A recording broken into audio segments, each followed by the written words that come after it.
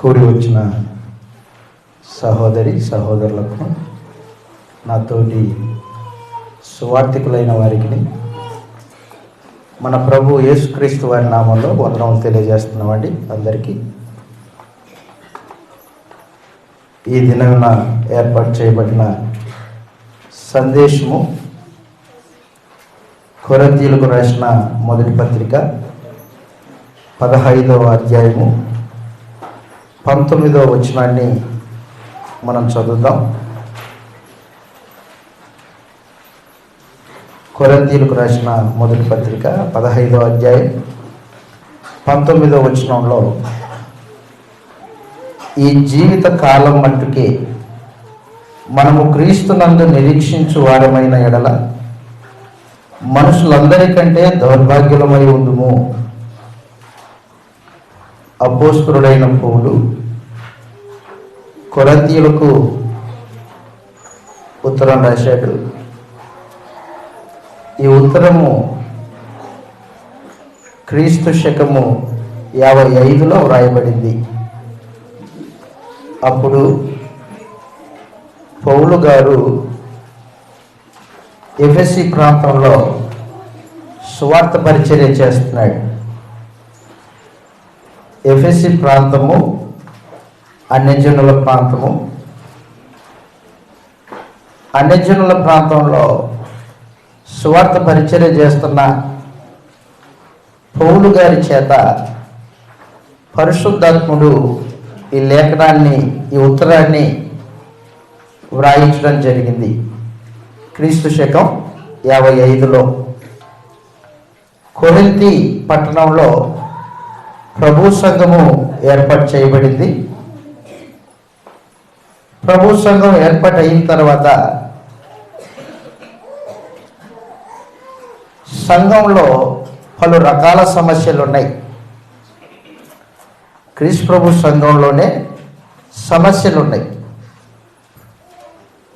కొరింథీయులకు రాసిన మొదటి పత్రిక 1వ అధ్యాయము 1వ వచనం మనం చదువుతాం. ఇలా రాయబడింది: దేవుని చిత్తం వలన యేసుక్రీస్తు యొక్క అపోస్తలుడిగా ఉండుటకు పిలువబడిన పౌలును, సహోదరుడైన సొస్తెనేసును, కొరింథులో ఉన్న దేవుని సంఘమునకు, అనగా క్రీస్తు యేసునందు పరిశుద్ధపరచబడిన వారై పరిశుద్ధులుగా ఉండుటకు పిలువబడిన వారికిని మనకును ప్రభువుగా ఉన్న మన ప్రభు అయిన యేసుక్రీస్తు నామమున ప్రతి స్థలంలో ప్రార్థించు వారందరికీ శుభమని చెప్పి వ్రాయినది. కొరింథీలో దేవుని సంఘము క్రీస్తు యేసునందు పరిశుద్ధపరచబడిన వారు, వారికి ఈ లేఖ రాస్తూ ఉన్నాడు. పౌలు ఈ లేఖ రాసే సమయానికి ఎక్కడున్నాడు? ఎఫెసీ పట్టణంలో ఉన్నాడు. చదువుతాం. ఇలాగ రాయబడింది 16వ అధ్యాయం. కొరింథీయులకు రాసిన మొదటి పత్రిక 16వ అధ్యాయం 7వ వచనం నుండి చదివితే ఈ మాటలు తెలియజేస్తూ ఉన్నాడు. కొరింథీయులకు రాసిన మొదటి పత్రిక 16వ అధ్యాయం 7వ వచనంలో, ప్రభు సెలవైతే మీ యొద్దకు కొంతకాలము ఉండ నిరీక్షించుచున్నాను గనుక ఇప్పుడు మార్గములో మిమ్మల్ని చూచుటకు నాకు మనసు లేదు. కార్యానుకూలమైన మంచి సమయము నాకు ప్రార్థించి ఉన్నది, మరియు ఎదిరించు వారు అనేకులు ఉన్నారు గనుక పెంతెకోస్తు వరకు ఎఫెసులో నిలిచి ఉందును అన్నాడు. ఎఫెసులో ఉన్నప్పుడు కొరింథీ పట్టణం నుండి క్లోయో ఇంటి వారు పౌలు దగ్గరికి వెళ్ళారు. పౌలుకి కొరింథీ సంఘంలో ఉన్న సమస్యలను గురించి వివరించి చెప్పాడు. కొరింథీయులకు రాసిన మొదటి పత్రిక 1వ అధ్యాయం 10వ వచనం నుండి చదివితే ఈ మాటలు రాయబడ్డాయి: సహోదరులారా, మీరందరూ ఏకభావంతోనూ. కొరింథీయులకు రాసిన మొదటి పత్రిక 1వ అధ్యాయం 10వ వచనంలో, సహోదరులారా, మీరందరూ ఏకభావంతో మాట్లాడవలననియు, మీలో కక్షలు లేక ఏక మనస్సుతోనూ ఏక తాత్పర్యంతోనూ మీరు సన్నద్ధులై ఉండవలననియు మన ప్రభు అయిన యేసుక్రీస్తు పేరట మిమ్మల్ని వేడుకొనుచున్నాను. నా సహోదరులారా, మీలో కలహములు కలవని మిమ్మల్ని గూర్చి క్లోయే ఇంటి వారి వలన నాకు తెలియవచ్చును. మీలో ఒకడు నేను పౌలు వాడను, ఒకడు నేను అపోల్లో వాడను, మరి ఒకడు నేను కేఫా వాడను, ఇంకొకడు నేను క్రీస్తు వాడనని చెప్పుకొనిచున్నారని నా తాత్పర్యము. క్లోయే ఇంటి వారి వలన కొరింథీ సంఘం యొక్క పరిస్థితుల్ని విచారించి తెలుసుకున్న పౌలు ఆ తర్వాత ఈ ఉత్తరం రాస్తున్నాడు. కొరింథీ సంఘంలో సమస్యలు ఉన్నాయి. వ్యక్తుల అభిమానం చేత సంఘము చీలికలు ఏర్పాటు చేయబడ్డాయి. 4 చీలికలు వ్యక్తుల పేరిట. పౌలు వాడినని, నేను కేఫా వాడినని, మరొకడు నేను క్రీస్తు వాడినని, మరొకడు ఇలాగూ 4 రకాలుగా చీలికలు ఏర్పాటు అవ్వడానికి ఆరంభించింది కొరింథీ సంఘం. ఆ తర్వాత కొరింథీ సంఘంలో జారత్వం జరుగుతుందంట. వారి మధ్యలో జారత్వం ఉంది. ఒకడు అపవిత్రుడు సంఘంలో జీవనం చేస్తున్నాడు. అలాంటి వాడిని సంఘంలో ఉంచుకోకూడదు, వాడిని వెలివేయండి అని చెప్పేశాడు. ఆ తర్వాత వివాహమును కూర్చున్న సమస్య మాట్లాడాడు. యవ్వన కన్యకలు వివాహం చేసుకోవాలి, పురుషుడు వివాహం చేసుకోవాలి. వివాహం చేసుకోకపోతే శరీర సంబంధమైన కోరికల చేత మనుషుడు అపవిత్రుడు అవుతాడు. వివాహం గురించి చర్చించాడు. ఆ తర్వాత విగ్రహ సంబంధమైన భోజన పదార్థాల గురించి మాట్లాడాడు. విగ్రహార్పితాలు తినకూడదు. విగ్రహము దాని దగ్గర ఉంచబడింది, దాని బళ్ళ అది దయ్యం బళ్ళ. దయ్యం బళ్ళలోది క్రీస్తు ప్రభువు సంఘ సభ్యుడు తినకూడదు. ప్రభురాత్రి భోజనంలోనూ దయ్యముల బళ్ళలోనూ మీరు పాలు పంపులు పొందకూడదు, ప్రభువుకు రోషం పుట్టించదమా అన్నాడు. ఆ తర్వాత మీరందరూ ఏక శరీరమై ఉన్నారు. క్రీస్తులోనికి బాప్తిసం పొందిన తర్వాత క్రీస్తు శరీరమని సంఘంలోకి వచ్చారు. మీరందరూ అవయవాళ్ళు. క్రీస్తు ప్రభు శరీరానికి అవయవాలు ఒకదానికొకటి ప్రేమ కనపరుచుకోవాలి అని చెప్పాడు. ఆత్మ సంబంధమైన వరముల గురించి మాట్లాడాడు 13-14 వచనాల్లో.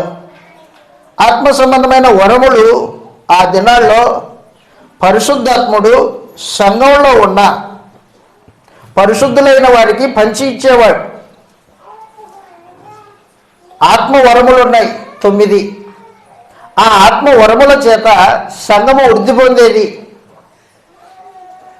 అప్పటికి ఇంకా లేఖనాలు రచనల రూపంలో పూర్తిగా వ్రాయబడలేదు కాబట్టి ఆత్మ సంఘమును నిర్మించడానికి సంఘంలో ఉన్న వ్యక్తులకి, పరిశుద్ధులైన వారికి వరాలను అనుగ్రహించేవాడు. ఆ వరాలని వారు సక్రమంగా ఉపయోగించుకోవట్లేదు. ఒకడు వాక్యం చెప్పాలని ఉన్నాడు, మరొకడు భాషలతో మాట్లాడాలని ఉన్నాడు, మరొకడు కీర్తన పాడవాలని ఉన్నాడు. ఒకటి తర్వాత ఒకటి కార్యక్రమాలు జరగాలి సక్రమంగా, అలా జరగట్లేదంట. అందుకని అపోస్తలుడైన పౌలు తెలియజేశాడు, ఆత్మ అల్లరికి కర్త కాదు అని చెప్పేశాడు. ఆ తర్వాత చెప్పాడు 15వ అధ్యాయంలోకి వచ్చాం మనం. 15వ అధ్యాయంలో మృతుల పునరుత్థానం గురించి మాట్లాడుతూ ఉన్నాడు. కొరింథీ సంఘంలోనే పునరుత్థానం లేదు అని మాట్లాడే మనుషులు ఉన్నారు, అబద్ధికులు ఉన్నారు. పునరుత్థానం లేదు. పునరుత్థానం అంటే మరణించిన తర్వాత తిరిగి లేపబడడం. మరణం తర్వాత మరొక జీవితం లేదు అనేవాడు కొరింథీ సంఘంలో ఉన్నాడు. పునరుత్థానం లేదు అనేవాళ్ళు ఉన్నారంట. పునరుత్థానం లేదు అనేవాడికి సమాధానం చెప్పడానికి 15వ అధ్యాయం రాయబడింది. 15వ అధ్యాయంలో ప్రత్యేకించి ఈ మాట చదువుతాం మనం. కొరింథీయులకు రాసిన మొదటి పత్రిక 15వ అధ్యాయం. మీలో కొందరు పునరుత్థానం లేదని మాట్లాడుతున్నారంట. 12వ వచనం. కొరింథీయులకు రాసిన మొదటి పత్రిక 15వ అధ్యాయం 12వ వచనంలో క్రీస్తు మృతులలో నుండి లేపబడి ఉన్నాడని ప్రకటింపబడుచూ ఉండగా మీలో కొందరు మృతుల పునరుత్థానము లేదని ఎట్లు చెప్పుచున్నారు? అదిగో మృతుల పునరుత్థానం, చనిపోయిన తర్వాత జీవించేది ఇక లేదు అని చెబుతున్నారట. రేపు చనిపోతాం, రేపు చనిపోతాం కదా, చనిపోయిన తర్వాత జీవితం ఏం లేదు అనే మాట్లాడేవాళ్ళు, లోక సంబంధమైన భావన కలిగిన వాడు క్రీస్తు ప్రభు సంఘంలో ఉండకూడదు. కానీ కొరింథీ సంఘంలో ఉన్నాడు. మృతుల పునరుత్థానం లేదని మాట్లాడే కొంతమంది ఉన్నారు మీ మధ్యలో. అలాంటి వాడికి సమాధానం చెప్తున్నా, బాగా గుర్తుపెట్టుకోండి అని కొరింథీయులకు రాసిన మొదటి పత్రికలో 15వ అధ్యాయం అంతా మృతుల పునరుద్ధానం గురించి చర్చించాడు అన్నమాట. దానిలో భాగమే మనం చదివిన వాక్య భాగం. ఈ జీవితకాలం మట్టుకే క్రీస్తునందు నిరీక్షించిన ఎడల మనుషులందరికంటే దౌర్భాగ్యులమై ఉందుము అన్నాడు. క్రీస్తునందు నిరీక్షణ కేవలము భూమి మీద బతికే ఈ జీవితానికి మాత్రమే ఆలోచన చేసేవాడు మనుషులందరికంటే దౌర్భాగ్యుడై ఉంటాడు అన్నాడు. క్రీస్తునందు విశ్వాసము, నిరీక్షణ ఈ జీవిత కాలానికి సంబంధించింది కాదు, రాబోయే జీవితానికి సంబంధించింది. మనుషుని ఆత్మకి రెండు జీవితాలు ఉన్నాయి. మనుషుని ఆత్మకి రెండు జీవితాలు ఉన్నాయి. ఒకటి శరీరంలో బ్రతికే జీవితము భూమి మీద, రెండు శరీరాన్ని విడిచిన తర్వాత ఆత్మ, కేవలం ఆత్మ మాత్రమే ఉండే జీవితం రెండవది. అది నిత్యమైంది. మరణం తర్వాత జీవితం ఏమీ లేదు అని మాట్లాడుకునే అవిశ్వాసులు, సువార్తని నమ్మని వారు సంఘంలో ఉండడము దౌర్భాగ్యం. చదువు ఇలా రాయబడింది కొరింథీయులకు రాసిన మొదటి పత్రిక 15వ అధ్యాయంలో. మనుషుల భావాలు ఎలాగున్నాయో చూడండి. 32వ వచనంలో ఈ మాట తెలియజేస్తున్నాడు. కొరింథీయులకు రాసిన మొదటి పత్రిక 15వ అధ్యాయం 32వ వచనంలో ఈ మాట తెలియజేస్తూ ఉన్నాడు. చదవండి ఒకసారి గట్టిగా.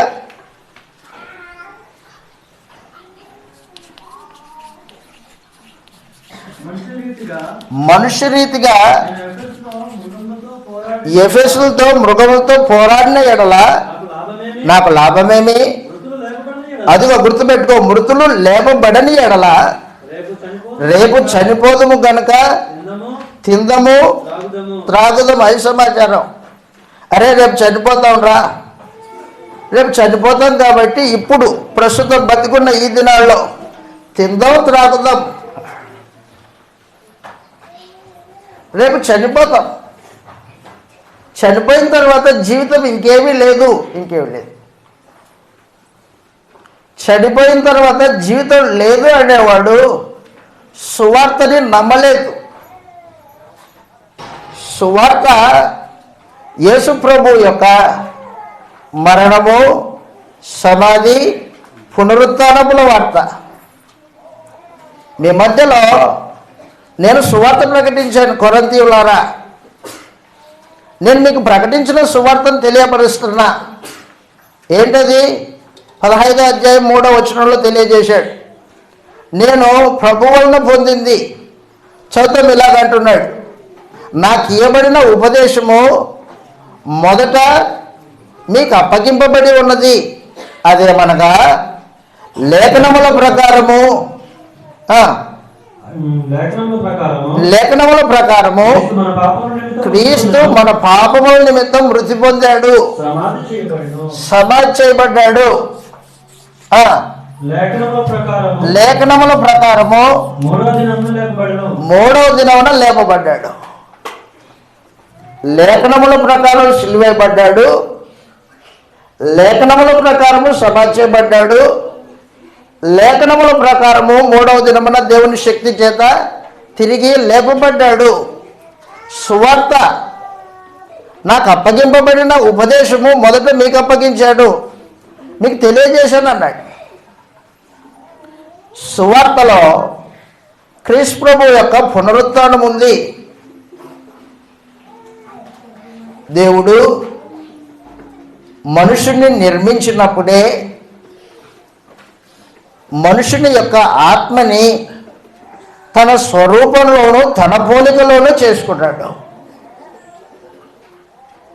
మనుషుని ఆత్మకి దేవుడు తన స్వరూపాన్ని ఇచ్చాడు.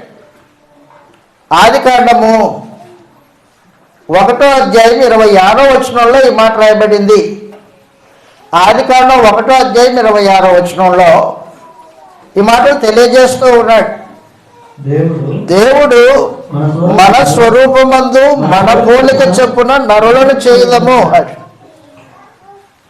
తన స్వరూపమందు మానవ జాతిని సృజించాడు దేవుడు.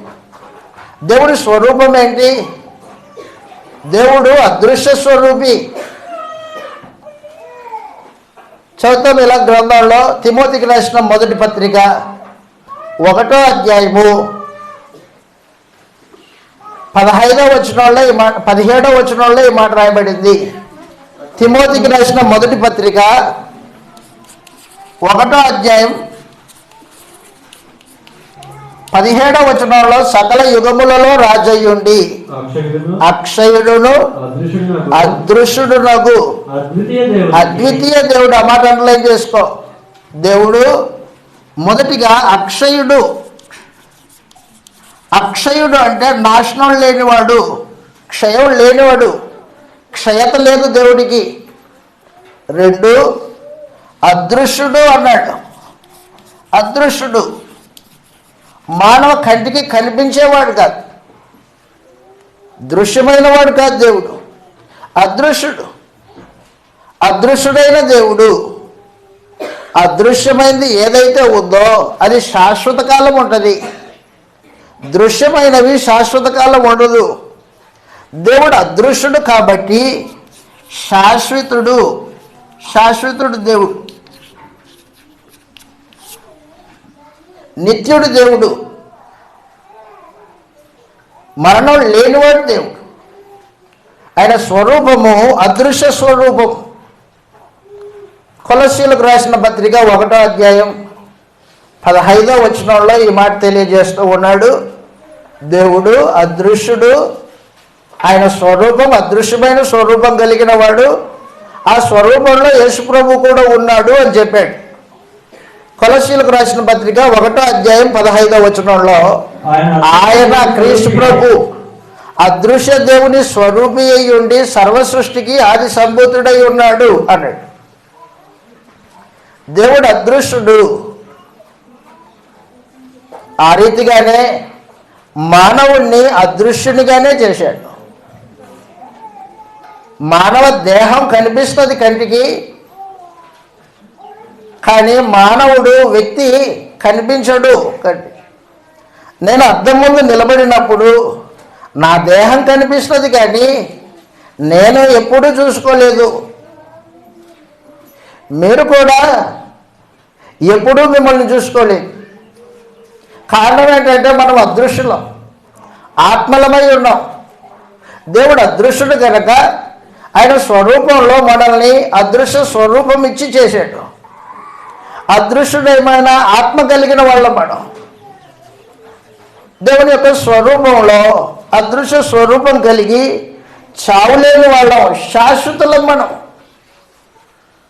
శరీరంలో తాత్కాలికంగా కొద్ది కాలం మనల్ని ఉంచాడు, కానీ ఈ శరీరాన్ని విడిచిపెట్టిన తర్వాత మన ఆత్మకి చావు లేదు.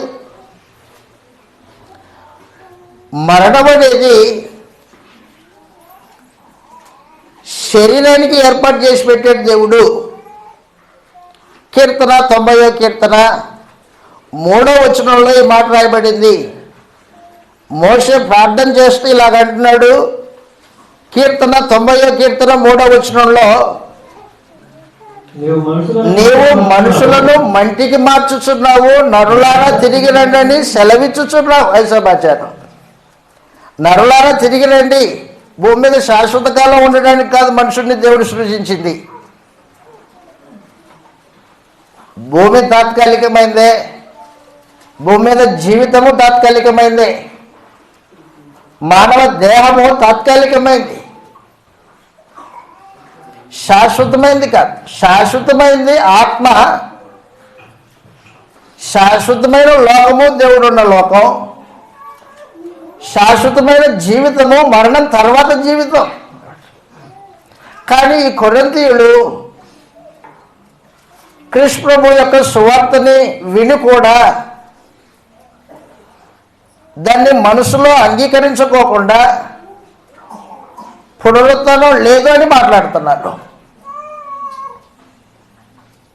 ఈ జీవితకాలం మట్టుకే నువ్వు ఆలోచన చేస్తే, క్రీస్తు యేసునందు ఏదైనా నీకు కావాలని ఎదురు చూస్తే మనుషులందరికంటే దౌర్భాగ్యుడివి. ఈ జీవిత కాలం మట్టుకే కాదు క్రీస్తునందు విశ్వాసం. క్రీస్తునందు విశ్వాసము రాబోయే జీవితానికి సంబంధించింది. మానవ జాతి దేవుని చేత సృజింపబడింది మొదలుకొని మనుషులు కేవలము శరీర సంబంధంగా ఆలోచన చేసుకునేవాళ్ళు. తన ఒక ఆత్మన్న సమాచారం మనుషుడికి ఇంకా అంత జ్ఞానం లేదు మనుషుడికి. తర్వాత మరణం తర్వాత జీవితం ఉంది అన్న సమాచారం మనుషుడికి తేటగా అవగాహన లేని కాలం అన్నమాట అది. మరణం తర్వాత జీవితం ఏమీ లేదు. సొలొమోను మహాజ్ఞాని ఆయన అంటాడు, మరణం తర్వాత ఇంకేమీ లేదు అంటాడు. అంత జ్ఞానే భూమి మీద ఉన్న ప్రతి వృక్షాన్ని పరిశీలన చేశాడు, మానవ జీవితాన్ని పరిశీలన చేశాడు, తాను సంతోషం కోసం వెతికాడు. అంత జ్ఞాని అయిన వాడు మరణం తర్వాత ఏమీ లేదురా బాబు అని చెప్పేశాడు. వ్యర్థం వ్యర్థం, సమస్తం వ్యర్థం అని చెప్పేశాడు. ఈ రోజున శాస్త్రవేత్తలు సైతము శరీర సంబంధమైన రోగాలకి మందులు కనుక్కున్నారే కానీ మరణానికి మందు కనుక్కోలేకపోయారు. కారణం ఏంటంటే మరణం తర్వాత జీవితం ఇంకేమీ లేదు. మరణం దగ్గరకు వచ్చి ఆగిపోతున్నాడు. రే నువ్వేం బతుకుతావో ఏమో మాకు తెలియదు, ఒకరి దగ్గర చేయి చాపకుండా బతకాలా అంటాడు. భూమి మీద సుఖపడినా కష్టపడినా భూమి మీదే, మరణం తర్వాత ఇంకేమీ లేదు. పునరుత్థానమును గూర్చిన అవగాహన లేని కాలము అజ్ఞాన కాలం. అది క్రీస్తు పునరుత్థానం లేని కాలం. క్రీస్తు పునరుత్థానుడు కాక మునుపు మనుషుల యొక్క భావాలు మరణంతో ముగింపు అనే భావాలు కలిగి ఉండేవాళ్ళు వాళ్ళు. అయితే పరమందున దేవుడు ఏం చేశాడంటే మరణం తర్వాత జీవితం ఉంది అని క్రీస్తు ప్రభు యొక్క పునరుత్థానం ద్వారా రుజువు చేశాడు మానవ జాతికి. అపోస్తల కార్యములు ధర్మశాస్త్రాన్ని ఎరిగిన పరిసయ్యులు శాస్త్రులే సరైన అవగాహన లేని వారై ఉన్నారు. అపోస్తల కార్యములు 23వ అధ్యాయం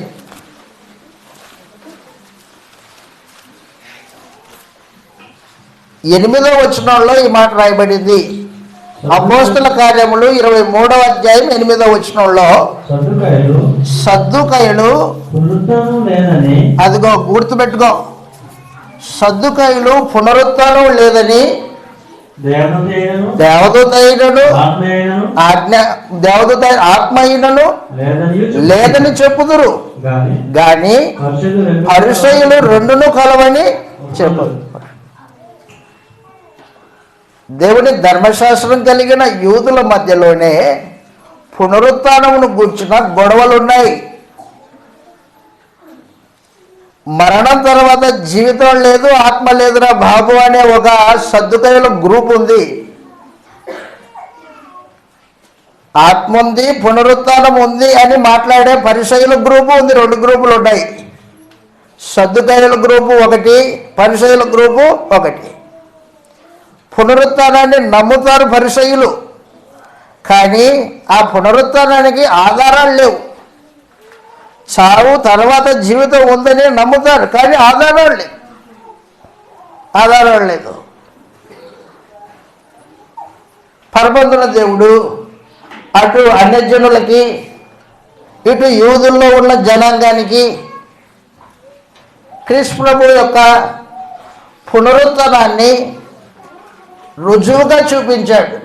మరణం తర్వాత జీవితం ఉంది. కావాలంటే చూడు, క్రీస్తు యేసుని తిరిగి లేపాను నేను నా శక్తి చేత అంటాడు దేవుడు. పునరుత్థానానికి రుజువుగా క్రీస్తు ప్రభు తిరిగి లేపబడ్డాడు. మరణం తర్వాత జీవితానికి రుజువుగా దేవుడు క్రీస్తుని తిరిగి లేపాడు. ఇలాగ చదువుతాం. అపోస్తల కార్యాలు 17వ అధ్యాయం 30-31 వచనాల్లో ఈ మాటలు తెలియజేస్తున్నాడు. దయచేసి గుర్తుపెట్టుకో. కొరింథీయులకు ఉత్తరం రాసే సమయంలో చర్చ ఇది. మృతుల పునరుత్థానమును గురించిన చర్చ. మరణం తర్వాత జీవితం లేదనుకునే వారికి, ఆ సమస్యను రేకెత్తించిన వాళ్ళకి మరణం తర్వాత జీవితం ఉంది, సువార్తను నమ్మింది మీరు, ఈ క్రీస్తు పునరుత్థానాన్ని నమ్మారు అని తెలియజేస్తూ ఉన్నాడు. అపోస్తల కార్యాలు 17వ అధ్యాయం 30-31 చెబుతున్నాడు ఇలాగూ. ఆ అజ్ఞాన కాలం. ఏ అజ్ఞాన కాలం? అజ్ఞాన కాలం అంటే ఏంటి? అజ్ఞాన కాలం అంటే పునరుత్థానానికి రుజువులు లేని కాలం. పితరుల కాలంలో కానీ, ధర్మశాస్త్ర కాలంలో కానీ మరణించిన వాళ్ళు ఎవరూ లేలా. క్రీస్తు ప్రభు తాను భూమి మీద బతికిన దినాల్లో యాయీరు కుమార్తె ఒక చిన్నదాన్ని, చిన్న పాపని లేపాడు పైకి, చనిపోయిన అమ్మాయిని. ఆ తర్వాత లాజర్ని సమాధిలో నుంచి బయటికి రా అంటే లాజర్ బయటకు వచ్చాడు. ఆ తర్వాత ఒక విధవరాలి కుమారుడు చనిపోయాడు, పాటి మీద ఉన్నాడు, మోసుకొని పోతున్నారు ఊరు బయటికి. యేసు ప్రభు చూచి, ఆ విధవరాలి పరిస్థితిని చూచి ఆ పాడిని ముట్టాడు. పాడిని ముట్టితే ఆ యవనస్తుడు తిరిగి బతికాడు. అలాగూ బతికిన వాళ్ళు ఉన్నారు, కానీ తర్వాత చనిపోయారు కాలక్రమంలో. యాయీరు కుమార్తె చనిపోయింది, తిరిగి లేపబడిన లాజరు చనిపోయాడు, మరలా యవనస్తుడు కూడా చనిపోయాడు. మరణం తర్వాత జీవితం ఉంది అనడానికి రుజువులు ఇంకా మనుషుల మధ్యలో లేవు. అజ్ఞాన కాలం అది. ఆ అజ్ఞాన కాలంలోనూ దేవుడు చూచి చూడనట్టుగా ఉండెను, కానీ ఇప్పుడైతే అంతటా అందరూ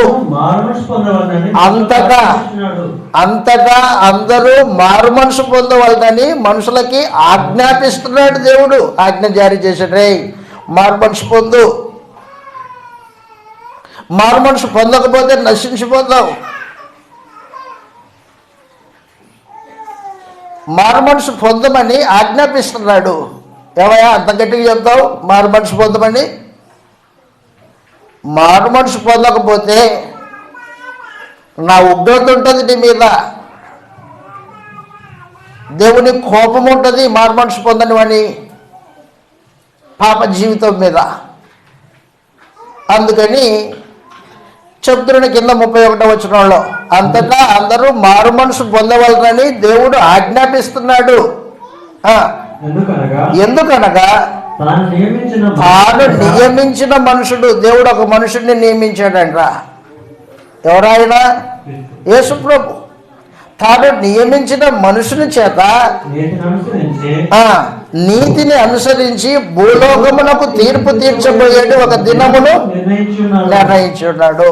మరణం తర్వాత ఏమి లేదనుకోవద్దు. ఇదిగో యేసు ప్రభుని తిరిగి లేపాడు.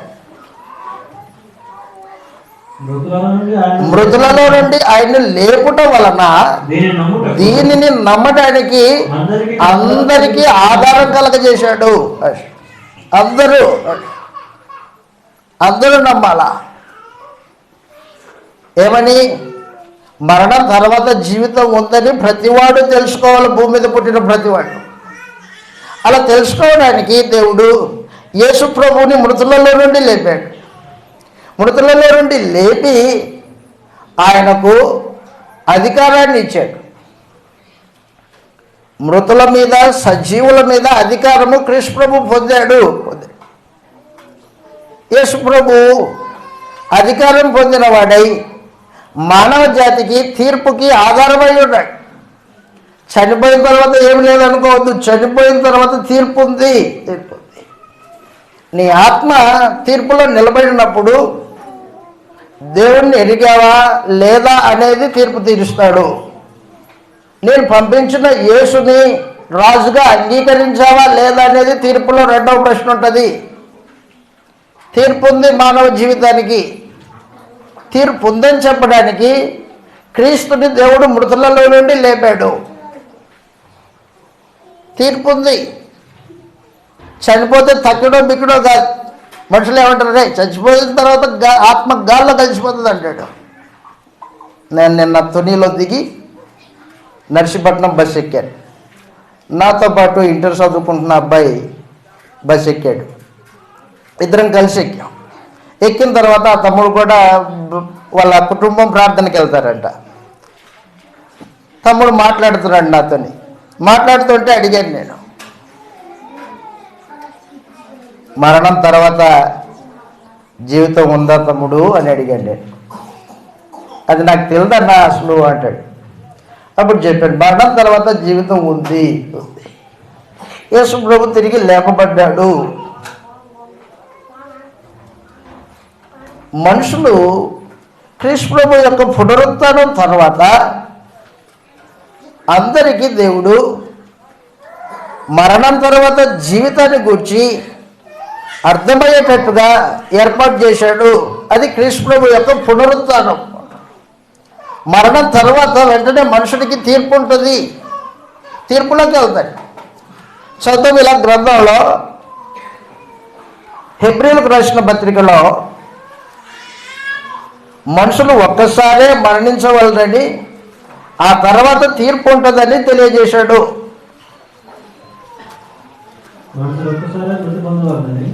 హెబ్రీలకు రాసిన పత్రిక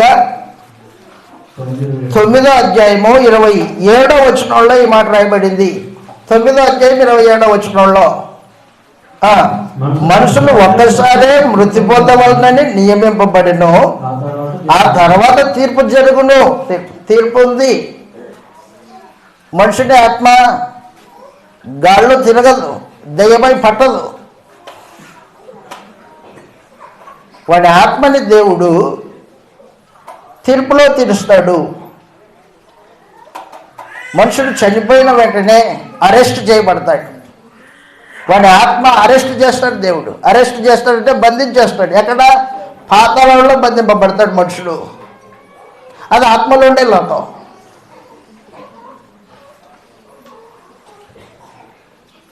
పాతాళంలో బంధింపబడిన వాడు మరలా గాల్లో తిరగడు, దయ్యమై ఇంకొకటికి పట్టడు. అది అబద్ధం. కాబట్టి దయచేసి గుర్తుపెట్టుకో, క్రీస్తు ప్రభు పునరుత్థానం ద్వారా మానవ జాతికి దేవుడు ఏం నేర్పదలుచుకున్నాడంటే, మొట్టమొదటిది మరణంతో మానవ జీవితం ముగింపు కాదు. రెండవది మరణం తర్వాత తీర్పు ఉంది. ప్రసంగి గ్రంథం 11వ అధ్యాయం. మానవ జీవితము నీకు ఇష్టం వచ్చినట్టు బతికేది కాదు. దానిని దేవుడు లెక్కల్లో పెట్టి నీకు ఇచ్చాడు. 11వ అధ్యాయము ప్రసంగి గ్రంథం 11వ అధ్యాయం ప్రత్యేకించి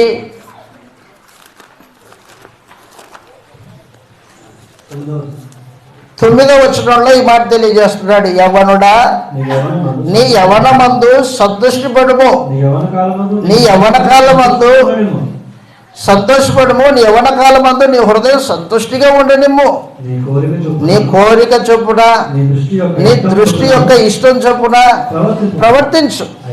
అయితే వీటన్నిటిని బట్టి దేవుడు నిన్ను తీర్పులోనికి తెచ్చునని జ్ఞాపకం ఉంచుకో. తీర్పు ఉంది.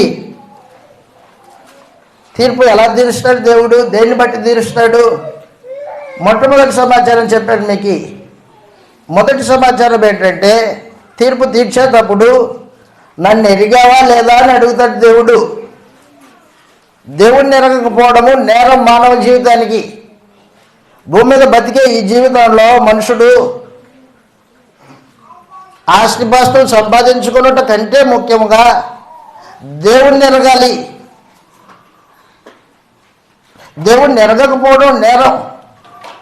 2, ఆయన పంపించిన క్రీస్తు యేసునందు విశ్వాసం ఉంచాలా, సువార్త నమ్మాలా.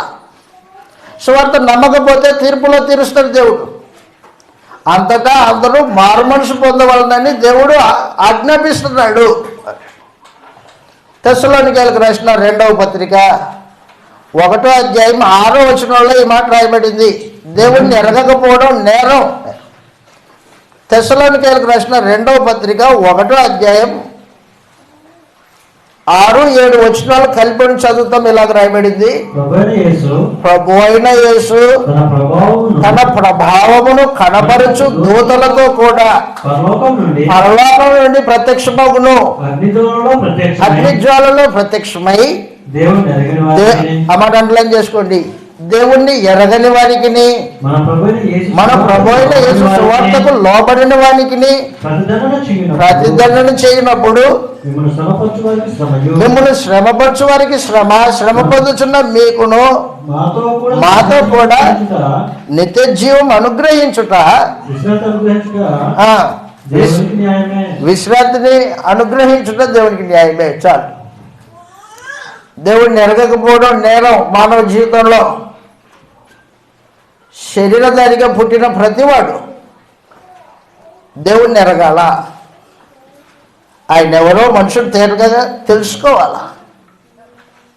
2, ఆయన పంపించిన యేసుప్రభు యొక్క సువార్త నమ్మాల. సువార్త అంటే చెప్పాడు మీకు, ఆయన శిలువ మరణము, ఆయన సమాధి, ఆయన పునరుత్థానం. సువార్త. లేఖనముల ప్రకారం క్రీస్తు సిలువైపడ్డాడు. యేసుప్రభు యొక్క శిలువ మరణము ఆయన ఏదో నేరం చేశాడని కాదు. యేసుప్రభు నిర్దోషి, కలంకం లేనివాడు, పాపల మధ్యలో తిరిగాడు, పాపం లేకుండా బతికాడు. ఆయన నోట ఏ కపటం లేదు. మరి ఎందుకు సిలువైపడ్డాడు? అటు నిర్దోషి ఎందుకు సిలువైపడ్డాడు?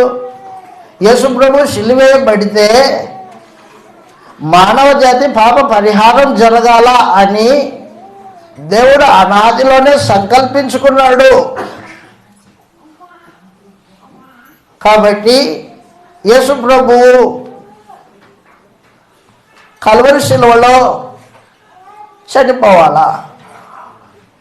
ఆయన మరణంలో కార్చబడిన నిర్దోషమైన రక్తము చేత మానవ జాతి పాపములకు ప్రాయశ్చిత్తం చేయాలా. పరమందున దేవుడు న్యాయవంతుడు, అన్యాయం చేయుడు. పాపి అయిన వాడిని శిక్షించుకోకుండా నీతిమంతునిగా ఎంచలేడు. పాపి అయిన మనుషుడిని నీతిమంతునిగా ఎంచాలంటే దేవుని న్యాయం అడ్డొస్తుంది. ఏమయ్యా, పాపి కదా వాడు, ఎలాగ నీతిమంతుడు అంటావు? కాబట్టి దేవుడు అన్యాయం చేయుడు, పాపానికి శిక్ష విధిస్తాడు. పాపానికి శిక్ష విధించాలంటే ఆ పాపాన్ని భరించే గొర్రెపిల్ల కావాలా. ఆ పాపాన్ని భరించే గొర్రెపిల్ల ఎక్కడుంది? తన దగ్గరే పెట్టుకున్నాడు దేవుడు. చదువు ఇలాగ రాయబడింది గ్రంథంలో. పేతురు గారు రాసిన మొదటి పత్రిక 1వ అధ్యాయం 18, 19 వచనాలు ఇలాగ తెలియజేస్తున్నాడు. యేసు ప్రభు యొక్క శిలువ మరణము లేఖనానుసారంగా జరిగింది, దేవుని సంకల్పాన్ని బట్టి జరిగింది. అది పేతురు గారు రాసిన మొదటి పత్రిక 1వ అధ్యాయం 18వ వచనంలో పితృపారంపర్యమైన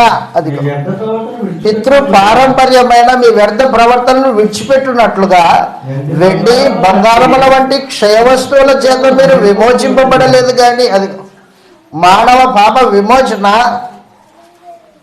వెండి బంగారం వలన కలిగేది కాదు. అది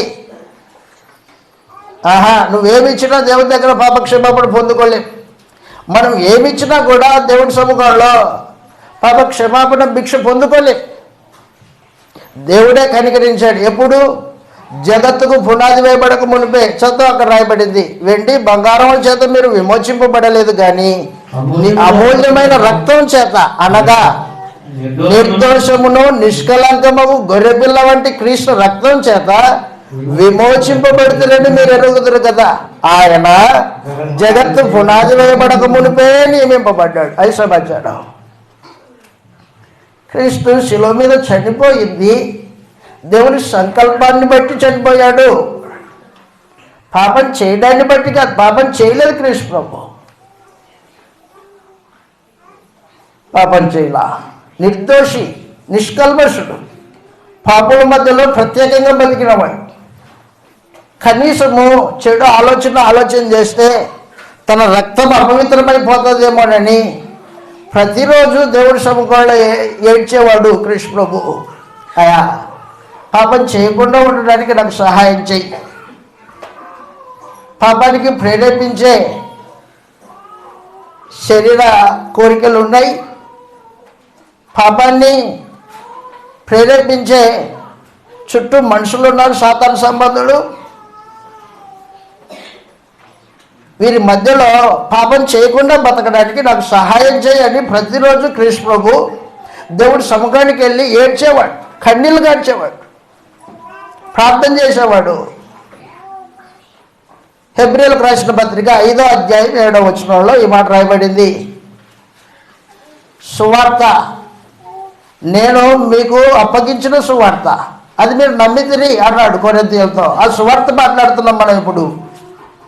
చదువు ఇలాగ రాయబడింది, హెబ్రీయులకు రాసిన పత్రిక 5వ అధ్యాయం 7వ వచనంలో, ఆయన శరీరధారిగా ఉన్న దినములలో, ఐసమాచారం, కృష్ణ ప్రభు శరీరధారిగా ఉన్న దినాలలో మహారోదనతోనూ కన్నీళ్లతోనూ తన్ను మరణం నుండి రక్షింపగలిగిన వానికి ప్రార్థనలు యాచనలు సమర్పించి భయభక్తులు కలిగి ఉన్నందున ఆయన అంగీకరింపబడిను అన్నాడు. శరీరధారిగా ఉన్న దినాల్లో కృష్ణ ప్రభు సుఖం అనుభవించలా, పాపంతో పినుగులాట ఆయన జీవితం అంతా.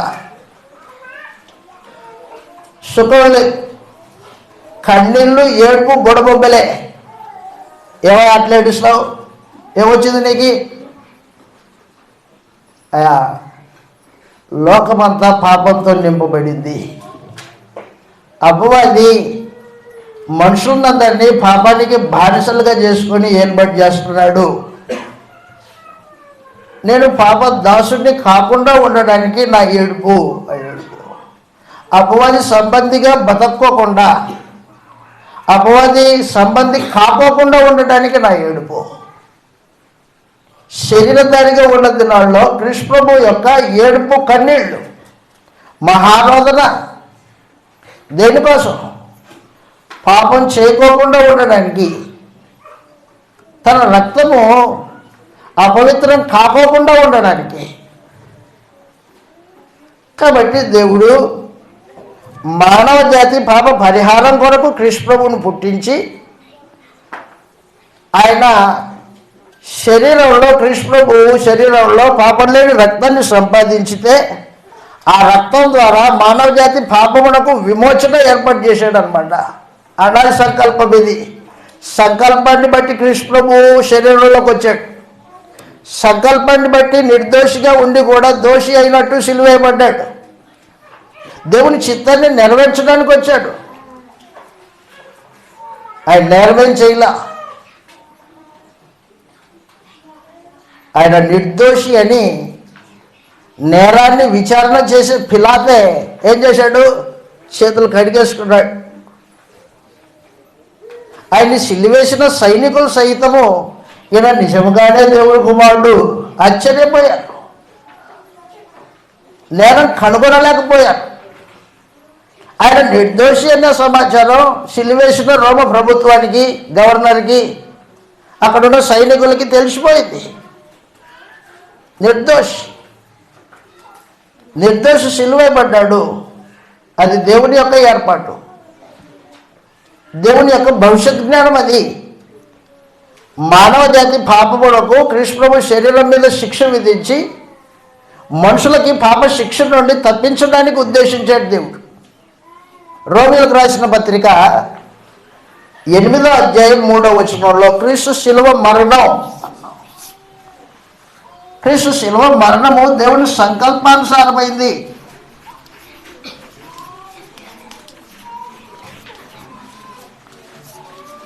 రోమీయులకు రాసిన పత్రిక 8వ అధ్యాయం 3వ వచనంలో శరీరం అనుసరింపక ఆత్మను అనుసరించే నడుచుకుని మన యందు ధర్మశాస్త్ర సంబంధమైన నీతి విధి నెరవేర్చబడవలనని పాప పరిహారం నిమిత్తం పాప పరిహారము నిమిత్తము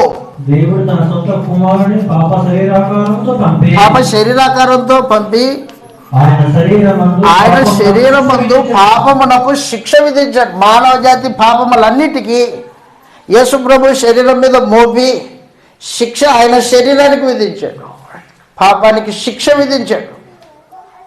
ఎప్పుడైతే క్రీస్తు ప్రభు మానవ జాతి పాపముల కొరకు సిలువైపడ్డాడో అప్పుడు మనుషులందరూ పాపం నుండి విమోచింపబడడానికి, పాప క్షమాపణ పొందడానికి మనుషుడికి అవకాశం వచ్చింది. దేవుని ఉగ్రత చల్లార్చబడింది శిలువ మరణంలో. పాపం మీద ఉన్న దేవుని కోపము కల్వరి శిలువలో యేసు ప్రభు నలగగొట్టబడిన కారణాన దేవుని కోపాన్ని మానుకున్నాడు. ఇది కదా కొరింథీయులారా మీకు ప్రకటించింది. కృష్ణ ప్రభు సిలువైపడ్డాడు లేఖనానుసారంగా అని చెప్పాను మీకు. 2 ఆయన సమాధి చేయబడ్డాడు.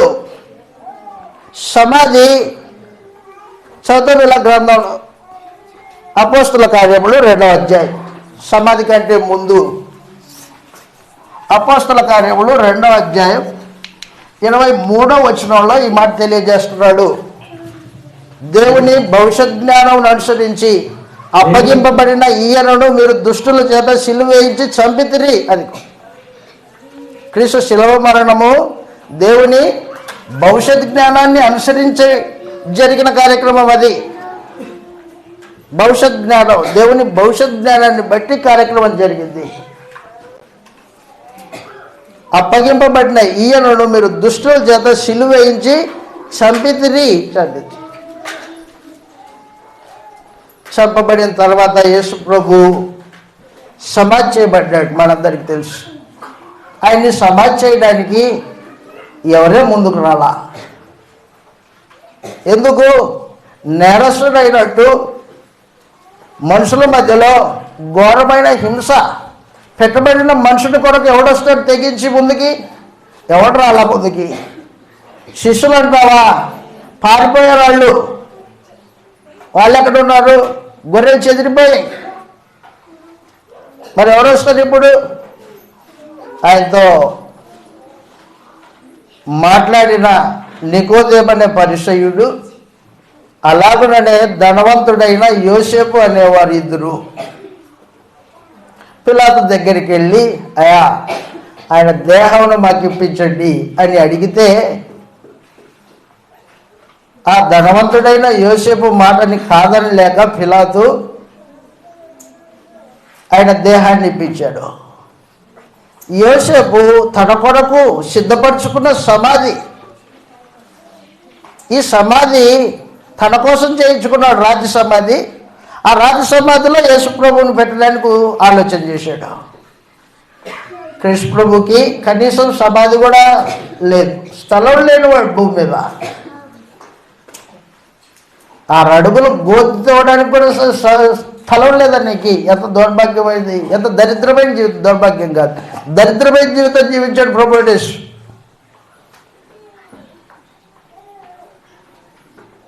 యోసేపు ఆ రాజసమాధిలో తన కోసం తొలిపించుకున్న రాజసమాధిలో యేసు ప్రభు యొక్క దేహాన్ని పెట్టేశాడు, శవాన్ని పెట్టేశాడు. ప్రాణం పోయింది, శవాన్ని పెట్టేశాడు. పెట్టేసింది. అయిపోయిన తర్వాత యేసు ప్రభు యొక్క శత్రువులకి యేసు ప్రభు బతికున్నప్పుడు చెప్పిన మాట జ్ఞాపకానికి వచ్చింది. ఏంటది? ఆయన సజీవుడై ఉన్నప్పుడు 3వ దినమున లేస్తానని చెప్పాడు. పునరుత్థానం. ఆయన సజీవుడై ఉన్నప్పుడు 3వ దినమున లేస్తానని చెప్పాడు. మత్తయి సువార్త 12వ అధ్యాయం. ఆ మాటని పట్టుకున్నారు యూదా మత నాయకులు. క్రీస్తు ప్రభు యొక్క సమాధి.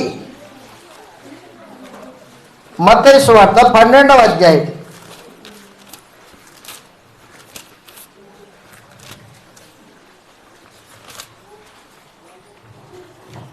మత్తయి సువార్త 12వ అధ్యాయం 40వ వచనంలో ఈ మాటలు రాయబడ్డాయి.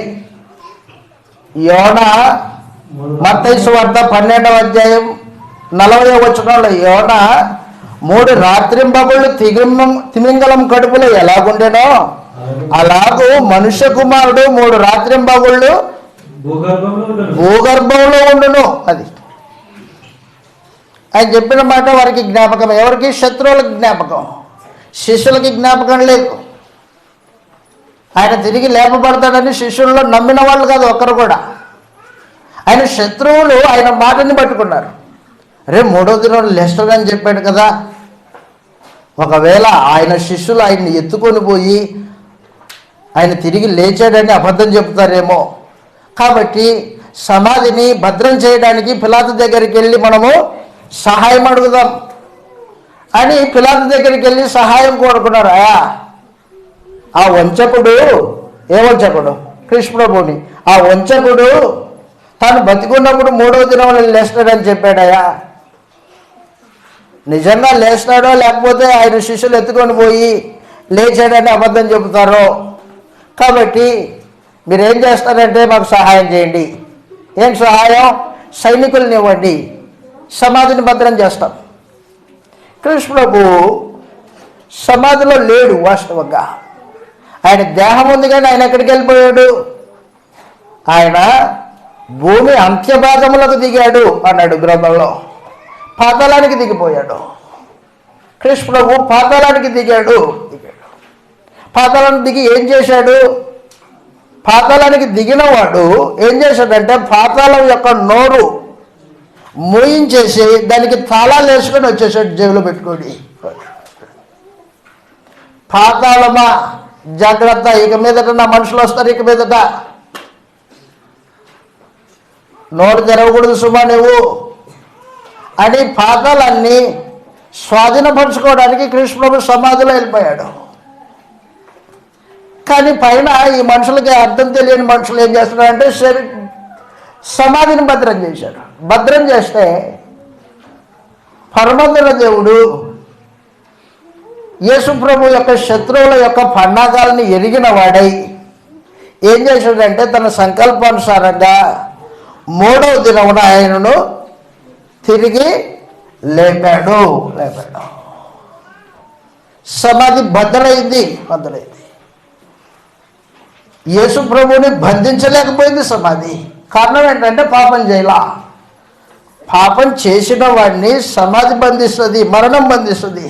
కృష్ణ ప్రభు పాపం ఏం చేయాల? చదువుతాం ఎలాగ రాయబడింది గ్రంథంలో. ఎఫెసీయులకు రాసిన పత్రిక. ఆయన నేరుగా పాతాళానికి దిగాడు, భూ అంత్యభాగాలకి దిగాడు అని చెప్పాడు. ఎఫెసీయులకు రాసిన పత్రిక సువార్త. కొరింథీయులారా మీకు ఈ సువార్త చెప్పాను నేను. ఎఫెసీయులకు రాసిన పత్రిక 4వ అధ్యాయం 8వ వచనంలో ఈ మాట రాయబడింది. అందుచేత ఆయన ఆరోహణమైనప్పుడు చెరగా పట్టుకొని చెర, అపవాది చెర. అది మానవ జాతి అంతా అపవాది చెరలో ఉన్నాడు. అపవాది చెర, మనుషులు బంధకాల్లో ఉన్నారు, పాపం బంధకాల్లో ఉన్నారు. ఎవడో బతికిలేడు, అందరూ చనిపోయారు ఆత్మ సంబంధంగా. పాపం బానిసలు, అపవాది చెర. ఆయన చెరగా పట్టుకొని పోయాడు. ఈ చెరని తన చెరగా పట్టుకొని పోయాడు ప్రభు అనేసి. ఎక్కడికి చదువుతావు అక్కడ. చెరగా పట్టుకొని పోయి ఈవులను అనుగ్రహించనని చెప్పబడి ఉన్నది. ఆరోహణమైన అనగా ఆయన భూమి యొక్క కింది భాగములకు దిగను. అర్థమిచ్చుచున్నది కదా. కాబట్టి పాదాలని దిగిపోయాడు ప్రభు. దాన్ని స్వాధీనపరుచుకున్నాడు. కల్వరి శిలువలో దేవుని సంకల్పాన్ని నిలబెట్టాడు. పాప విమోచన, పాప పరిహారం కొరకు తన రక్తాన్ని ఇచ్చాడు. కల్వరి శిలువలో అపవాదిని అధికార భ్రష్టునిగా చేశాడు. అపవాదిని గెలిచాడు ప్రభు అనేసి. ఇప్పుడు పాతాళానికి వెళ్ళిపోయాడు. పాతాళానికి వెళ్ళి పాతాళాన్ని వశం చేసుకుని పోనాడు. కానీ ఈ సమాచారం తెలియని ఈ పరిశైలు శాస్త్రులైన వాళ్ళు బయట సమాధిని భద్రం చేశారు. దేవుడు జోక్యం పుచ్చుకొని యేసు ప్రభువుని మృతులలో నుండి 3వ దినమున తన శక్తి చేత లేపాడు. దయచేసి గుర్తుపెట్టుకో. అపోస్తల కార్యాలు 2వ అధ్యాయం 23వ వచనంలో బ్రేక్ తీసుకుంటాం. 2 వచనాలు చూసి బ్రేక్ తీసుకుంటాం. అపోస్తల కార్యంలో 2వ అధ్యాయం 23వ వచనంలో ఆయన శిలువ మరణం దేవుని భవిష్యత్ జ్ఞానాన్ని బట్టి జరిగింది అని చెప్పాడు. 24వ వచనంలో అంటున్నాడు. ఇప్పుడు ఏమంటున్నాడు 24వ వచనంలో? మరణం ఆయనను బంధించి ఉంచడం అసాధ్యం గనక దేవుడు మరణవేదం తొలగించి ఆయనను లేపెను. అది దేవుడు లేపాడు యేసుని. యేసే లేలేదు, దేవుడు యేసుని లేపాడు. ఎలా లేపాడు? తన శక్తి చేత లేపాడు, తన బలం చేత లేపాడు. దేవుని శక్తి వలన క్రీస్తు ప్రభు తిరిగి లేపబడ్డాడని కొరింథీయులారా మీకు సువార్త చెప్పాను కదా నేను. దేవుని శక్తి చేత లేపబడ్డాడు క్రీస్తు ప్రభు. కొరింథీయులకు రాసిన మొదటి పత్రిక 1వ అధ్యాయం. కొరింథీయులకు రాసిన మొదటి పత్రిక 1వ అధ్యాయం. మీకు సువార్త ప్రకటించేటప్పుడే క్రీస్తు ప్రభు యొక్క సమాధి పునరుత్థానం గురించి మాట్లాడాను నేను. 1వ అధ్యాయము ప్రత్యేకించి 23వ వచనం నుండి అయితే మేము సిలువ వేయబడిన క్రీస్తుని ప్రకటించుచున్నాము. ఆయన యూదులకు ఆటంకంగాను అన్యజనులకు వెరితనంగాను ఉన్నాడు గాని యోధులకేమి గ్రీసు దేశస్థులకేమి పిలువబడిన వారికే క్రీస్తు దేవుని శక్తి. క్రీస్తు దేవుని శక్తియు దేవుని జ్ఞానమునై ఉన్నాడు. చనిపోయినవాడు ఎలా లేచాడబ్బా? చనిపోయినవాడు ఎలా లేచాడు? దేవుని శక్తి లేపింది. క్రీస్తు దేవుని శక్తి. దేవుని శక్తి క్రీస్తు ప్రభువుని తిరిగి లేపడంలో ప్రదర్శింపబడింది. మీరు ఆ శక్తి యందే విశ్వాసం ఉంచారు. మీ విశ్వాసము దేవుని శక్తి యందు. కొలస్సీయులకు రాసిన పత్రిక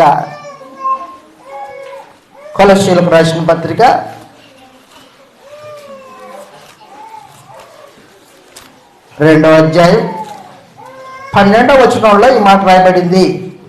మీ విశ్వాసము బాగా గుర్తుపెట్టుకోండి. కొలస్సీయులకు రాసిన పత్రిక 2వ అధ్యాయం 12వ వచనంలో బాప్తిస్మం మందు ఆయనతో కూడా పాతి పెట్టబడిన వారై ఆయనను మృతులలో నుండి లేపిన దేవుని ప్రభావం యేసుని మృతులలో నుండి లేపింది. ప్రభావం అంటే శక్తి. దేవుని శక్తి క్రీస్తు ప్రభువును మృతులలో నుండి లేపింది. దేవుని ప్రభావమునందు విశ్వాసం ఉంచడం ద్వారా అది సమాచారం. కాబట్టి క్రీస్తు ప్రభువుని విశ్వసిస్తున్నాను అని చెప్పేవాడు దేవుని శక్తిని విశ్వాసం ఉంచాలా. ఎక్కడుంది దేవుని శక్తి? క్రీస్తు ప్రభు యొక్క పునరుత్థానంలో ఉంది. క్రీస్తు ప్రభువుని దేవుడు తిరిగి లేపడం తన శక్తి చేత లేపాడు. కాబట్టి నమ్మేవాడు ఇక మీదట దేవుని శక్తి యందు విశ్వాసం ఉంచాలా అని చెప్పాడు. ఆయనను మృతులలో నుండి లేపిన దేవుని ప్రభావమందు విశ్వాసం ఉంచడం ద్వారా ఆయనతో కూడా లేచితిరి. కాబట్టి క్రీస్తు ప్రభు లేఖనానుసారంగా సిలువైపడ్డాడు, లేఖనానుసారంగా సమాచేయబడ్డాడు, లేఖనానుసారంగా తిరిగి లేపబడ్డాడు. సావుతో మనిషి జీవితం ముగింపు కాదు. సువార్తలోనే ఉంది కదా సందేశం. మరణం తర్వాత క్రీస్తు ప్రభు దేవుని శక్తి చేత లేపబడ్డాడు. మరణానికి యేసు ప్రభు మీద అధికారం లేదు. కొరింథీయులారా, పునరుత్థానం లేదని ఎలా చెప్తున్నారు మీరు? అసలు మీరు చెప్పేదానికి, మీరు నమ్మిన దానికి ఏమైనా పొందనుందా?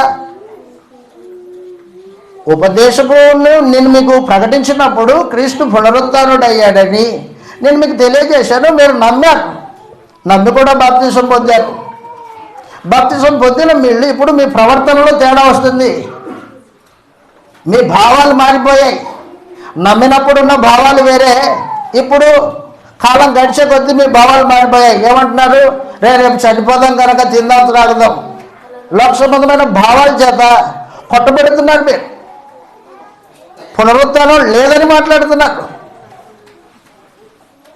అంటే క్రీస్తు ప్రభువునందు విశ్వాసం అనేది కేవలము ఈ జీవిత కాలానికే మీరు అప్లై చేస్తున్నారు, కానీ ఆ విశ్వాసము రాబోయే జీవితానికి అనేది మీకు అర్థం కాలేదు. ఇంకని అర్థం కాలా. కాబట్టి క్రీస్తు ప్రభు యొక్క పునరుత్థానాన్ని వారు నమ్మిన సువార్తని వారికి జ్ఞాపకం చేసి, మీరు తలంచుతున్న మీ విశ్వాసం, మీ భావం అది తప్పు అని రుజువు చేయడానికి ఈ మాట రాయబడింది. ఏ మాట? ఈ జీవితకాలం మట్టుకే క్రీస్తునందు నిరీక్షించిన ఎడల మనుషులందరికంటే దౌర్భాగ్యుడవు. బ్రేక్ తీసుకుందాం, మరలా వస్తాం, తర్వాత సంగతులు ఆలోచన చేస్తాం.